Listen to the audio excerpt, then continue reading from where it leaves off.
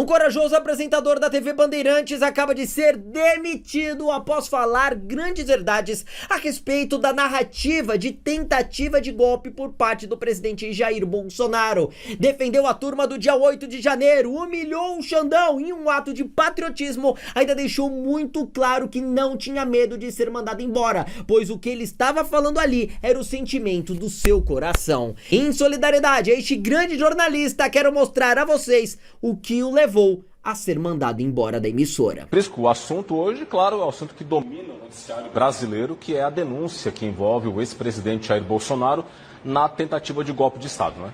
Surpresa zero, Rodrigo. Esse encaminhamento já era guardado.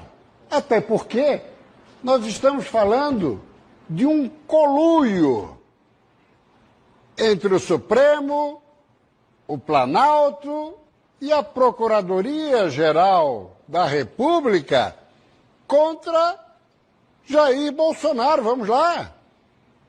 Jair Bolsonaro, numa perseguição política inapelável.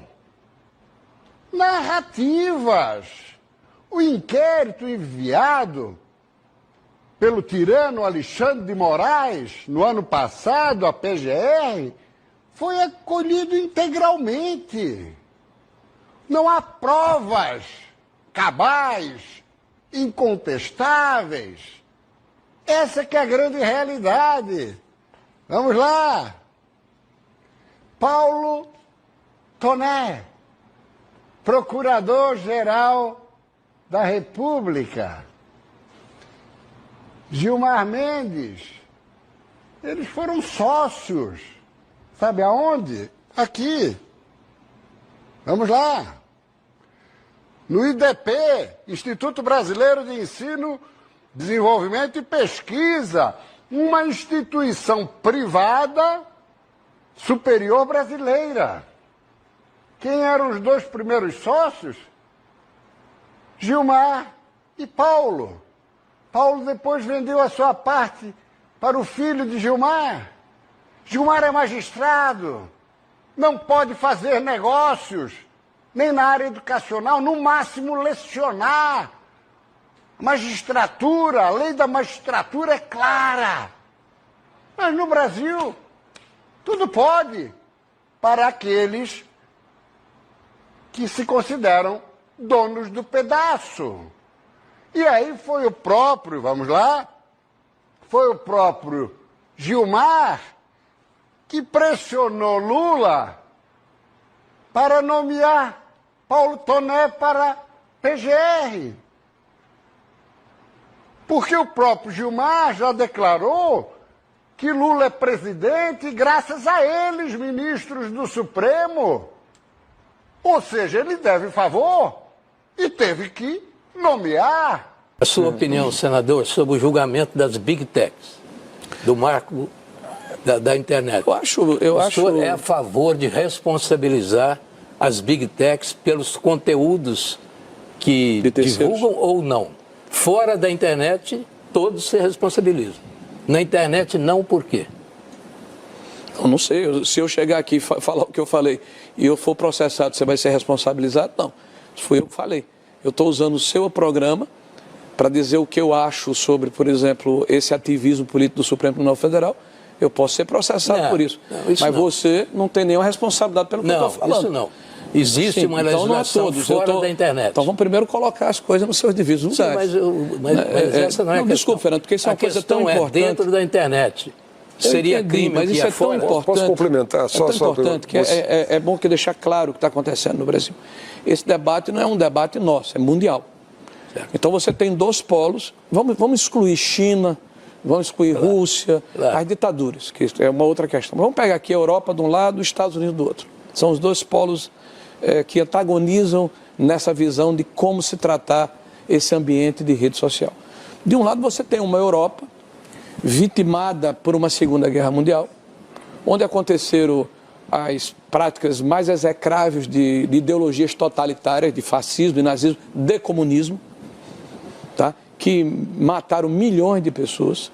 Tá? Então você tem um pessoal que está impactado por essa situação e é extremamente duro na forma de tratar às redes sociais. Você tem exemplos na Inglaterra, na Alemanha, que nos chocam até pela invasão da privacidade das pessoas, pelo excesso de rigor, pela responsabilização do terceiro. Do outro lado, você tem os Estados Unidos com a célebre primeira emenda, onde eu, inclusive, acho que me sinto muito mais confortável, porque, para mim, o melhor e o mais importante dos desinfetantes é a luz do sol, é o debate, é o contraditório.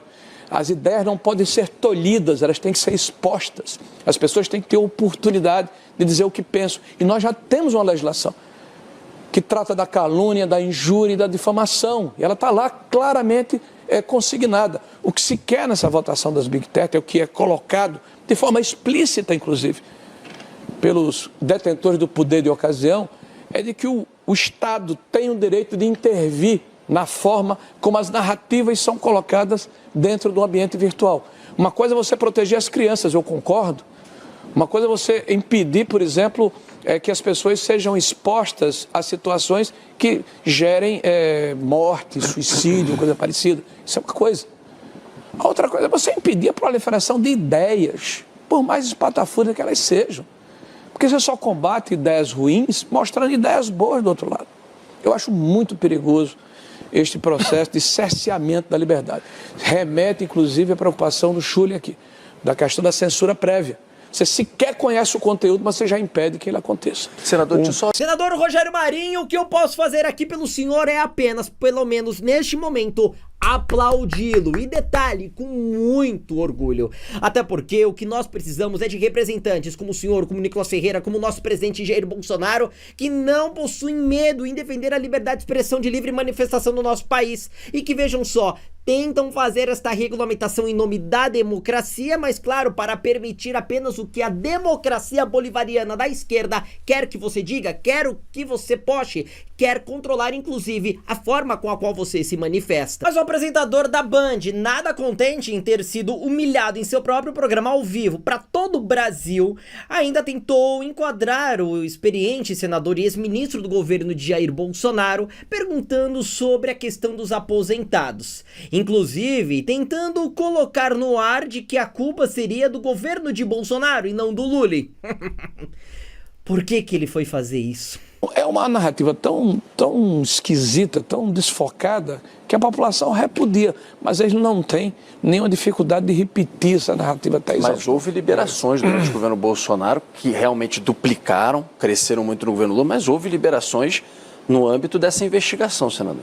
O que o Rodolfo está falando, caro telespectador, é a mesma coisa que você construir um carro e alguém que vai pilotar o carro destruir o carro mais adiante ou sofrer um acidente.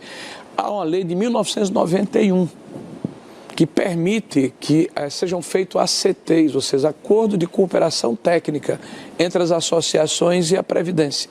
Se a empresa que se habilita ou o sindicato tem as condições técnicas, ela é associada. A gente está falando de 10 associações em 41. Tem 41 associações. Você já notou que só se fala no careca do INSS, que tem 3 associações, que ninguém fala do Sindinip, lá do irmão do Lula? Sindinap. Que ninguém fala da Contag, que há 30 anos rouba, vou falar com todo. Há 30 anos a Contag rouba o trabalhador brasileiro, porque quando faz a aposentadoria, e acontecer isso até 2019, quem acabou com isso foi o governo Bolsonaro, o cidadão ia lá no sindicato rural e dizia, eu quero me aposentar, mulher com 55 anos, homem com 60 anos. Preencha aqui esse cadastro. O cara é analfabeto formal, ele preenchia falando, assina aqui, aí bota o dedão. O que é que ele assinou?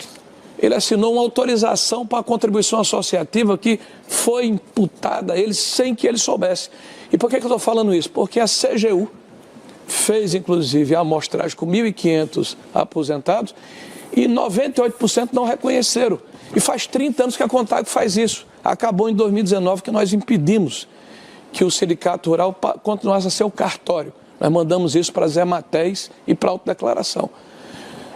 Porque o governo Bolsonaro não impediu que houvesse a validação. A validação nunca existiu, quem propôs fomos nós.